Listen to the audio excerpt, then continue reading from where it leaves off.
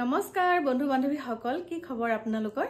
আশা কৰো সকলো ভালে কুশলে আছে প্ৰথমতে আপোনালোকক কল্পনা দিকু ডেইলি ব্লগছৰ নতুন এটা ভিডিঅলৈ স্বাগতম জনাইছো আৰু এতিয়া আপোনালোকৰ মাজলৈ আহিছো এটা বিশেষ কথা লৈ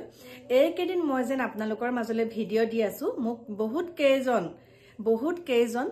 কেইগৰাকী কৃষ্ণ গুৰুৰ ভক্তই বহুত বেয়াকে কৈ আছে মানে এনেকুৱাখিনিও কৰিছে মোক ভিডিঅ' নবনাবলৈ মোৰ যেটো মই ফোন নাম্বাৰ দি থৈছো মোৰ ইউটিউব চেনেলত যেটো ফোন নাম্বাৰ দি থৈছো সেই ফোন নাম্বাৰ ইউটিউব চেনেল নহয় মই ইনষ্টাগ্ৰামত এটা নাম্বাৰ দি থৈছো আৰু মোৰ ইনষ্টাগ্ৰাম আইডিটো হৈছে কল্পনা ৰাজবংশী বুলি আছে তাত মই এটা ফোন নাম্বাৰ দি থৈছো আৰু কৃষ্ণ গুৰুৰ আশ্ৰমৰ এগৰাকী মহিলাই মোক ফোন কৰি ধমকি দিছে ভিডিঅ' নবনাবলৈ ধমকি দিছে আৰু বোলে মোৰ ওপৰত কেছ কৰিব মই দিয়া ভিডিঅ' বোলে একদম তেওঁলোকৰ বোলে হেবিলাক মিছা কথা কৈ আছো গতিকে মই এটা কথাই কৈছো মই মিছা কথা কৈছো সঁচা কথা কৈছো এতিয়াতো দেখা পাই আছে আপোনালোকে কিমান ভিডিঅ' ওলাই আছে মইতো তেওঁলোকৰ তুলনাত মইতো মানে 1% মানে 1% যি সকলে ভিডিঅ' বনাই আছে মই তেওঁলোকৰ ভিডিঅ'তকে মই 1% হে কৈছো বাকি সেইবিলাক ভিডিঅ'টো চাবই নোৱাৰি ইমান অশালীন মন্তব্য কিন্তু মই এটা কথাই বুজি নাপালো মই দিয়া ভিডিঅ'টোত একাংশই জাপ মাৰি উঠিছে আপুনি ক'ত প্ৰমাণ পালে মই কৈছো যে 10 লাখ টকাটোতে লাগি আছে মই কৈছো 10 লাখ টকাটো লৈছো কাৰণ সেই লৈছো বুলি ক'লে ভিডিঅ'টোৰ ভিতৰলৈ গৈ পেলাই বস্তুটো চাব 10 লাখ টকা মই কেলে ল'ম বাৰু তেওঁনো মোক কিয় দিব মই ইমান পইচা লোভিয়া নহয় কাৰণ মই দৰিদ্ৰক তেজ খুহি খোৱা মহিলা নহয় এক নম্বৰৰ কথা আৰু আজি মোলে এটা ভিডিঅ' শ্বেয়াৰ কৰিছে ফেচবুকত যেহেতুকে মই এক্টিভ থাকো মই ভিডিঅ' বনাও আৰু মোলে এটা ভিডিঅ' প্ৰেৰণ কৰিছে সেইকাৰণে ভাবিছো সেই ভিডিঅ'টো মই আপোনালোকৰ মাজলৈ দিও আৰু আপোনালোকে চাব মোৰ ঘৰৰ কাষতে ভাগৱত পাঠ হৈ আছে মিছা কথা নকওঁ এতিয়া ভাগৱতৰ পৰা আহি পেলাই পটাপট মোবাইলটো চাইছোহি যে এনেকুৱা এটা ভিডিঅ' মোলে দিছে গতিকে মই সেই ভিডিঅ'টো লগাই দিছো আৰু যি গৰাকী যুৱতীয়ে এই ভিডিঅ'টো বনাইছে আপোনালোকে সেই যুৱতী গৰাকীৰ কথাখিনি আপোনালোকে উত্তৰ দিয়ক বাকি মই একো নকওঁ কাৰণ সকলোৱে নিজৰ মতামত প্ৰকাশ কৰিব পাৰে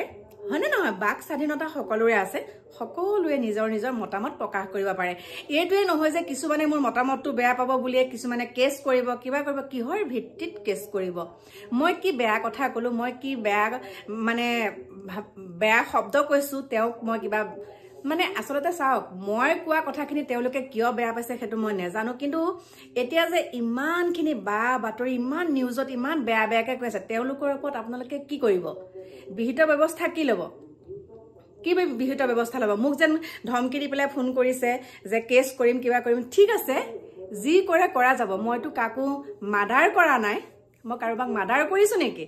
মোৰ ওপৰত কেছ কৰিবলৈ মই কাৰোবাক মাৰ্ডাৰ কৰিছো নেকি মই কাৰোবাৰ ভাত কাঢ়ি খাইছো নেকি মই কাৰোবাৰ ঘৰত কিবা অশান্তি কৰিছো নেকি নে মই কাৰোবাৰ লগত পৰকীয়া প্ৰেমত পৰি পেলাই মই কাৰোবাৰ জীৱন ধ্বংস কৰিছো মোৰ ওপৰত কেছ কৰিবলৈ যিখিনি কথা আমাৰ মাজত উদয় হৈছে আৰু সেই উদয় হোৱাখিনি তেওঁ নিজে কৰিছে মই কোৱা কথা নহয় উদয় যিখিনি কথা হৈছে মোৰ মনত সেই উদয় হোৱা কথাখিনিতো মই কমেই উদয় হোৱা কথাখিনিতো মই প্ৰকাশ কৰিমেই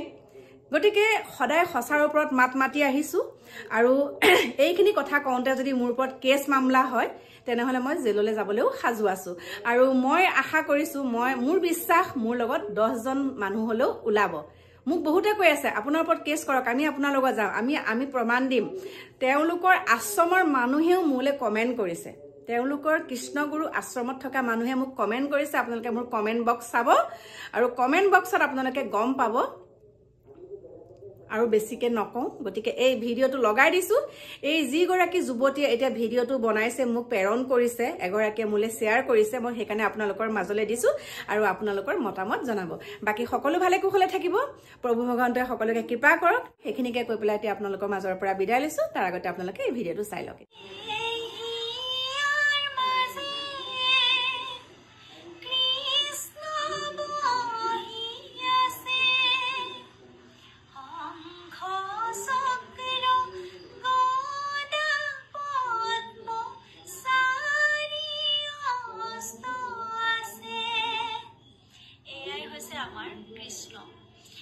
শ্ৰীকৃষ্ণৰ জন্মদিনাখনি কি অদ্ভুত হৈছিল সেয়া হয়তো আপোনালোকক বুজাই কোৱাৰ প্ৰয়োজন নাই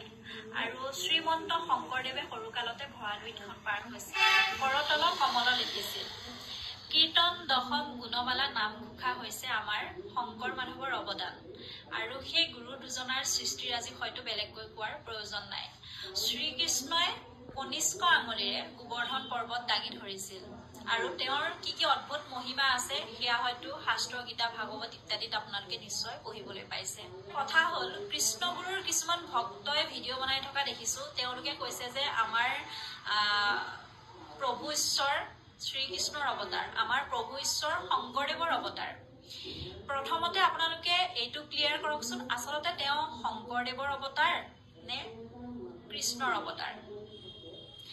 আপোনালোকৰ ঈশ্বৰৰ সৃষ্টিৰাজি কি? আপোনালোকৰ প্ৰভু ঈশ্বৰে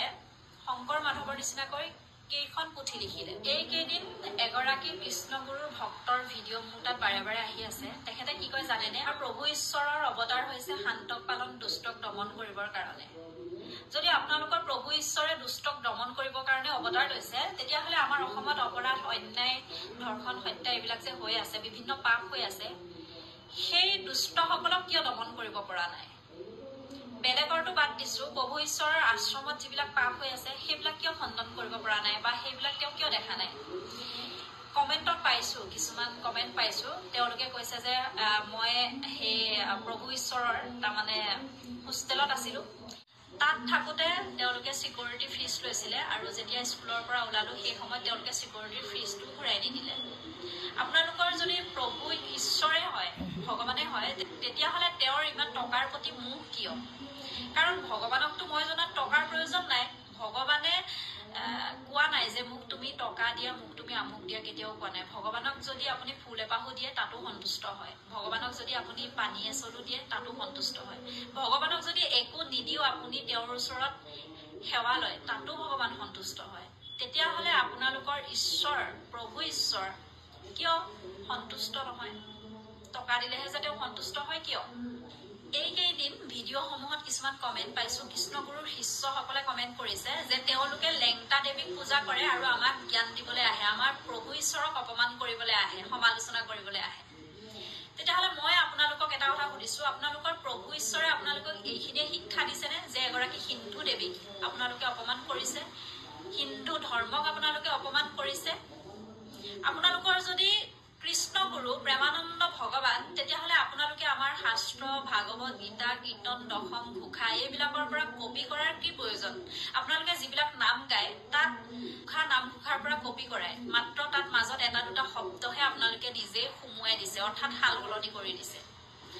ভগৱান হৈ পেলাই তেওঁ নিজৰ কিয় সৃষ্টিৰাজি নাই? তেওঁ নামঘোষা বা কীৰ্তন, শাস্ত্ৰ, ভাগৱত এইবিলাক নোহোৱাকৈ নিজৰ সৃষ্টিৰাজি তেওঁ দেখাওক আমাক।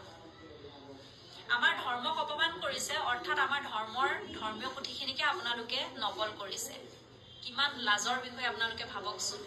কিছুমান কথা কোৱাৰ আগত অলপমান ভাবি চিন্তি ক'ব। আমি যাক ভগৱান হিচাপে মানো তেওঁলোক হৈছে ব্ৰহ্মা, বিষ্ণু, মহেশ্বৰ, আৰু আমি যাক গুৰু হিচাপে মানো তেওঁ হৈছে শংকৰ আৰু মাধৱ। কৃষ্ণগুৰুৰ সৃষ্টিৰাজি কি বা তেওঁ কেনেকৈ ভগৱান হ'ল মোক ক'বচোন।